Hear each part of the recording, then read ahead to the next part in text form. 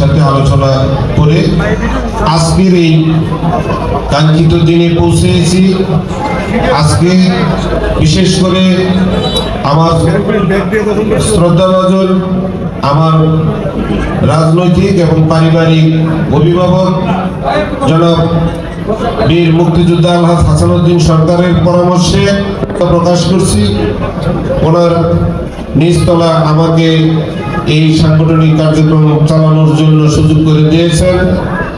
এই অফিসের উদ্বোধন উপলক্ষে আজকে যিনি এই অফিসটি উদ্বোধন করবেন আমার প্রিয় শ্রদ্ধাভাজন অভিভাবক জনাব হাসানুদ্দিন সরকার উপস্থিত আছেন আমাদের নির্বাহী কমিটির অন্যতম সদস্য বিশিষ্ট চিকিৎসক আমার অত্যন্ত প্রিয় মানুষ জনাব ডাক্তার মাজারুল আলম সহ এখানে আমাদের গাজীপুর সিটি কর্পোরেশনের এবং মহানগরের সাংগঠনিক দায়িত্ব পালন করতেছেন আমাদের অনেক সিনিয়র নেতৃবৃন্দ এখানে উপস্থিত হয়েছেন, অঙ্গ সংগঠনের নেতৃবৃন্দ উপস্থিত হয়েছেন, মহিলা দল সহ আমাদের এই জিয়া পরিবারকে যারা ভালোবাসেন, বিএনপি পরিবারের লোকজন যারা এখানে উপস্থিত হয়েছেন, সকলের প্রতি আমি কৃতজ্ঞতা জানাচ্ছি।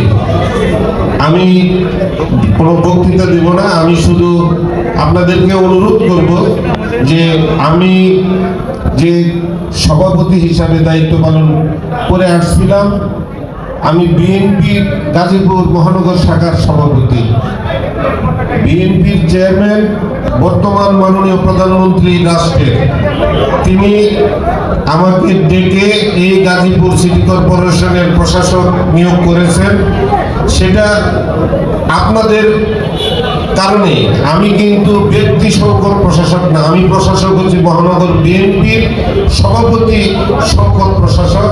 এটা আপনাদের, এটা আমার প্রধানমন্ত্রী, এটা আমার দলের, সেই দায়িত্ব আমি পেয়েছি বলে আমি কৃতজ্ঞতা প্রকাশ করতেছি সবার আগে আমার মাননীয় প্রধানমন্ত্রী জনাব তারেক রহমান সাহেবের প্রতি কৃতজ্ঞতা প্রকাশ করছি, আমার দলের প্রতি, প্রিয় সংগঠন বিএনপির প্রতি কৃতজ্ঞতা প্রকাশ করছি। এখানে যারা উপস্থিত আছেন এবং যারা হননি, যারা এই গাজীপুর মহানগরের নেতৃত্ব দিয়ে বিএনপিকে সুসংগঠিত করে এবং বিএনপির সাথে আজও পর্যন্ত আছেন, সেই দুঃসময় থেকে সকলের প্রতি সকলেই সহযোগিতা করেছেন এবং আমি যাতে প্রশাসক হিসাবে এই গাজীপুর সিটি কর্পোরেশনের আপনাদের সহযোগিতা নিয়ে এই গাজীপুরের সকল স্তরের মানুষের যে নাগরিক সেবা সেটা যেন দিতে পারি, সেই জন্য আপনাদেরকে পাশে চাই, সহযোগিতা চাই।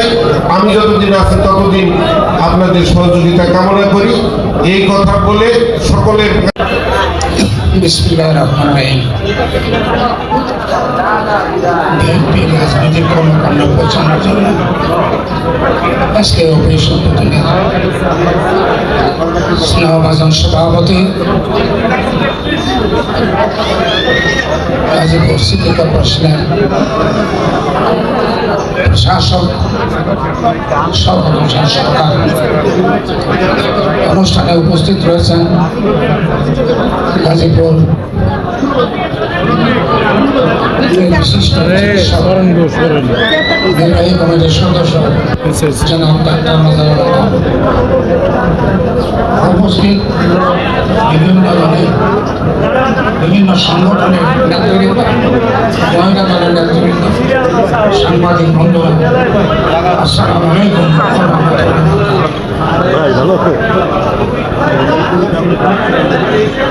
আমি আমার কথাটি মনোযোগ সহকারে শুনে আমি যে কথা বলতে চাই, জনাব সর্বজন সরকার সাহেব, আপনাকে আমরা সহযোগিতা করবো, সম্মানিত। আমার একটা কথা আছে, সেটা হলো অতি চাটুকারদের কথা শুনবেন না। এবং আজকে আপনারা প্রায় 2 বছরের অধিক দুইজন লোক সভাপতি এবং সেক্রেটারি দায়িত্ব পালন করছেন।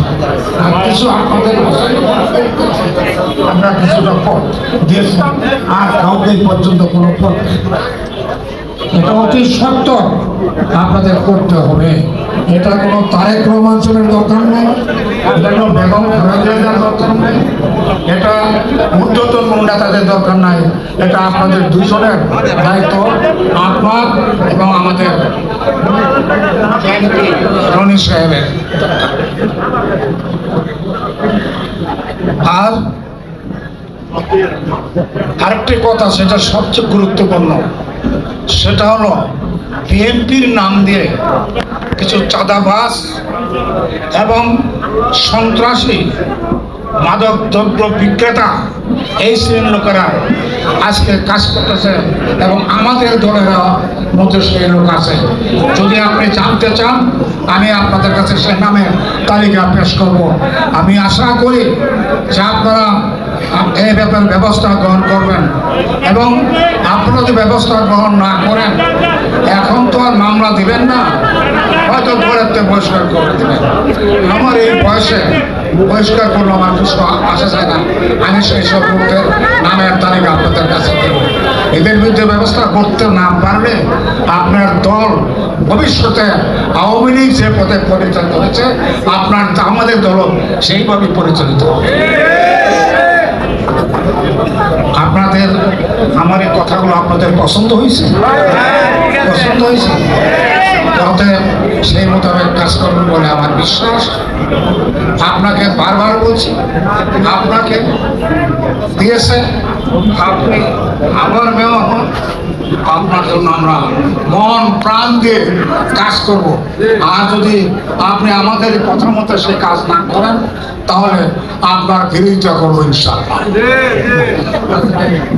এই কথা বলেই আমি আমার বক্তব্য শেষ করছি, এবং আজকে এই অফিস উদ্বোধন আমি ঘোষণা করছি। খোদা হাফেজ। আসসালামু আলাইকুম।